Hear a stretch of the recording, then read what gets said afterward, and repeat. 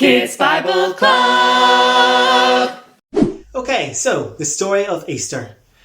Jesus had been healing many sick people and feeding hungry people. He loved outcasts and he taught everybody about God's kingdom.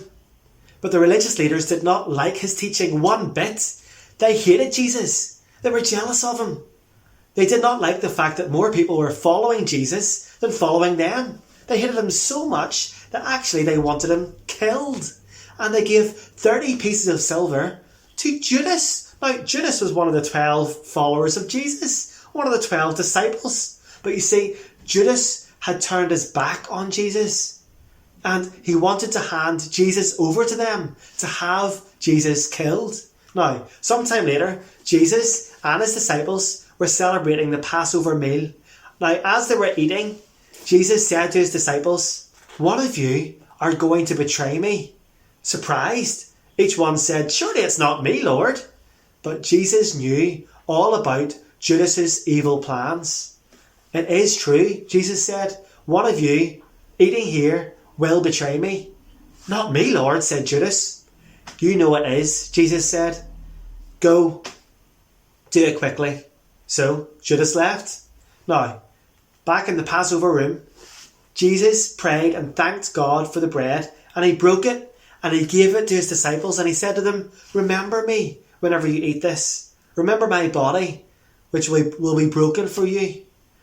Then he picked up a cup and he thanked God for it, and he said to them, "Everyone drinking from this cup, remember my blood, which will be poured out for you, so that your sins may be forgiven." You see, Jesus knew all about his death, and he was not going to stop it from happening. You see, this was all part of God's plan for us. So, whenever they had finished eating, Jesus and his disciples sang a song together, and they walked out to the garden nearby called the Garden of Gethsemane. They went there to pray. Now, on the way there, Jesus said to his disciples, "You're all going to abandon me tonight. Now, you're all going to leave me." Now, the disciples said to themselves, "No, surely not us." And Peter said, "No, it's not going to be me. I will never leave you, Jesus." Jesus sighed and said to Peter, "Before the rooster crows, you're going to deny you even know me 3 times. Peter said, "No, I would die before I do that." Well, Peter, James and John went with Jesus up into the Garden of Gethsemane, and he asked them to pray with him. But they fell asleep. They were tired. And Jesus prayed alone to the Father. "What? Oh dear, what's this? Looks like it wasn't only the disciples that were sleeping. Well, we'll ignore that and move on quickly. Don't know how that got there. Anyway, back to the story. Jesus was in the garden and he was praying. And he was praying to God the Father. And he was saying, "God, this is not what I want. I do not want to have to be killed and crucified and murdered. But if there's any other way, let it be. But let your will be done." In other words, God, the Father's plan came first. And Jesus knew that his plan was what really mattered. Now suddenly, there was a great light, lots of shouting, and there was an angry crowd approaching Jesus with the religious leaders. And Judas, walking in front, walked up to Jesus and kissed him to show the crowd which man to arrest. And Jesus said, "I am the one you're looking for." What? Now, whenever he said this, they all drew back and fell to the ground. Could it be that Jesus would actually just tell them that he is the one they're looking for?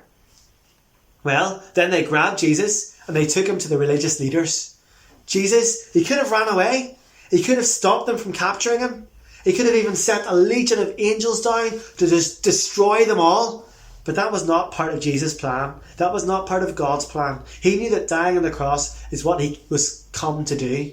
Now, most of Jesus' disciples fled, just like Jesus had said. But Peter followed behind slowly, and he waited in the courtyard to see what would happen. "Weren't you with Jesus?" someone asked. Frightened, Peter said, "No, not me. I don't know what you're talking about." 2 more people said to Peter, "You're wrong, you were with Jesus."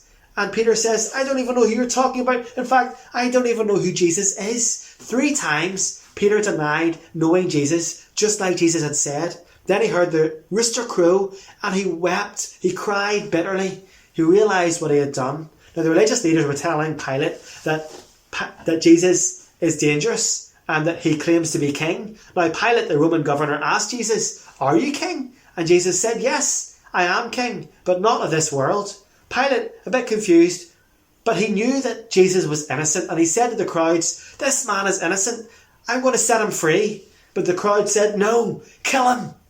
And so Pilate had his soldiers whip Jesus and forced a crown of thorns onto his head, and they laid a big wooden cross on his whipped back and led him up a hill. There, on that hill, the Roman soldiers nailed Jesus to the cross, hands and feet, and raised it up high. And Jesus hung there between two criminals. Now, around noon, the sky turned dark. Jesus' friends wept. The religious leaders were laughing and saying, "This man saved other people. Couldn't he save himself?" Now, Jesus prayed to the Father and said, "Forgive them, Father. They don't know what they're doing." When the time came for Jesus to die, he closed his eyes and he said, "It is finished." Now, he had completed what he had come to do because of his great love for us. One of Jesus' followers, a man named Joseph, put Jesus' body in a brand new tomb, and he rolled a huge stone over the front of the tomb. The long, sad Friday was over. But it's not the end of the story. You see, next week we're going to hear what happens next, because Jesus did not stay dead. In fact, 3 days later, he comes back to life. And this amazing story is so incredible because Jesus actually came to die for you and for me. You see, his death was for us because Jesus had done nothing wrong. He was perfect. But you and I, we are all sinners. We have all done something wrong against God. We have all turned our back to God. But God has punished Jesus, his son, instead of us, so that if we trust in him, we can be forgiven. And next week, we're going to hear the incredible story of Jesus coming back to life. But until then, I'll see you next week. And I'm pretty tired, and I've got my little bunny with me, my Easter bunny. So I'm going to go back to sleep now. But until next week, see you then. Bye, boys and girls. Bye. Bye. Kids Bible Club.